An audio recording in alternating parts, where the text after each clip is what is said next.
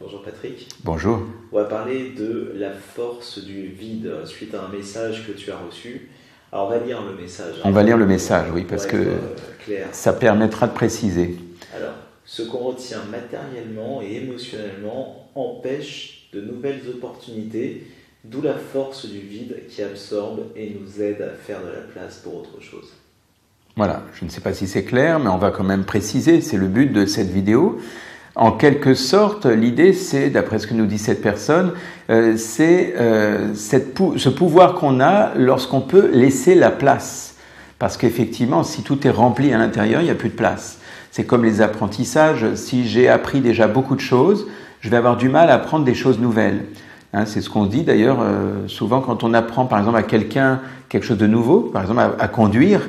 Eh bien, c'est difficile d'apprendre à conduire à quelqu'un qui a déjà appris avec des mauvaises manies, avec des mauvais gestes. Eh bien, ça va être plus difficile que d'apprendre à quelqu'un qui est complètement nettoyé, vide, qui est tout neuf, comme on dit. Hein, voilà. Et je pense que c'est ça qu'a voulu dire cette personne par rapport à la force du vide, notamment, je sais pas, l'exemple c'est si j'ai trop d'émotions, si j'ai trop de colère, trop de choses à l'intérieur de moi, alors il faut faire de la place, c'est-à-dire faire le vide, nettoyer en quelque sorte ce trop-plein pour pouvoir laisser la place à des belles choses. À mon avis, c'est ça qu'elle a voulu marquer, d'après ce que j'ai compris dans le message. Alors quand tu parles de vide, c'est du symbole en fait, hein. C'est vraiment du pur symbole. Quand par exemple, on a la tête remplie de mauvaises pensées, on voit plus clair, etc.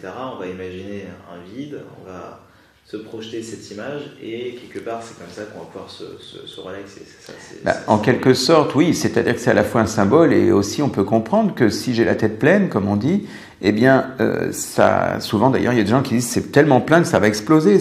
Les gens aussi on a tous des expressions, c'est la goutte d'eau qui fait déborder le vase, enfin voilà. C'est vraiment ça, c'est-à-dire qu'en thérapie on va vraiment entrer dans cette symbolique du plein et du vide.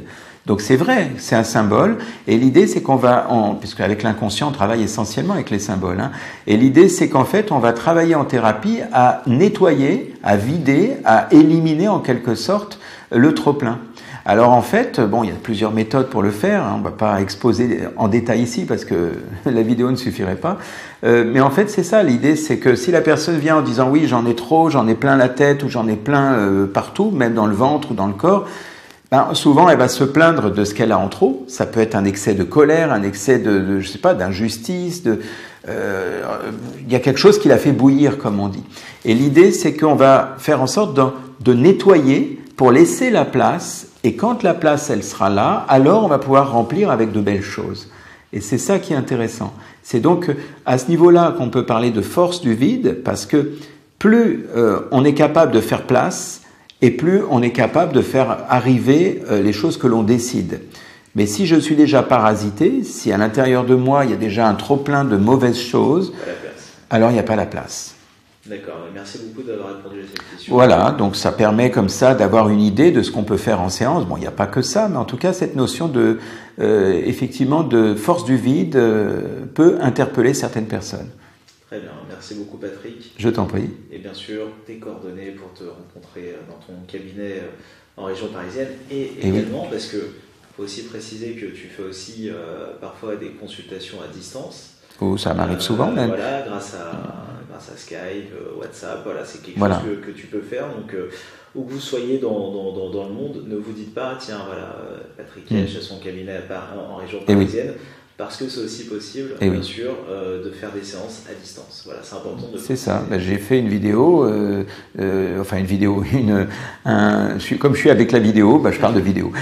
J'ai fait une séance, il y a 15 jours, je crois que je t'en avais parlé. J'ai fait une séance au Vietnam, une séance imprévue, mais qui s'est fait quand même. La personne se reconnaîtra. Et en fait, c'est la même chose. Hein, c'est-à-dire qu'on soit juste l'un en face de l'autre ou à 5000 km d'ici ou plus. Ça peut se faire. Alors évidemment, je précise, on ne fera pas les mêmes techniques parce qu'il y a des choses qu'on ne pourra pas faire quand on est à distance, mais on peut faire déjà beaucoup de choses. D'accord. Voilà. On remet ton numéro tes coordonnées qui sont là juste en bas de l'écran. Merci. Parfait. Patrick. Merci à toi. À très bientôt.